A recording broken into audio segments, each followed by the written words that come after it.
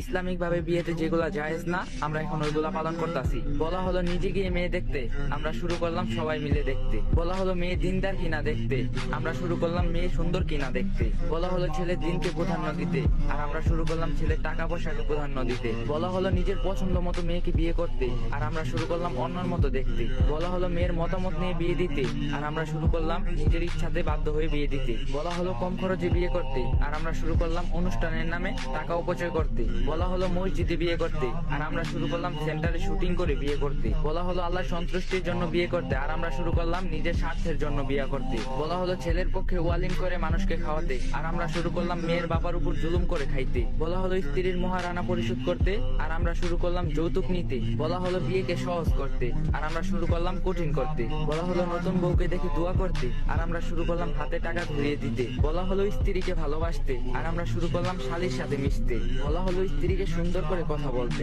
আর আমরা শুরু করলাম দাসীর মতো আচরণ করতে। আল্লাহ তাআলা আমাদের সবাইকে ফিতনা থেকে হেফাজতে রাখুন, আমাদের সকলকে বুঝার তৌফিক দান করুক।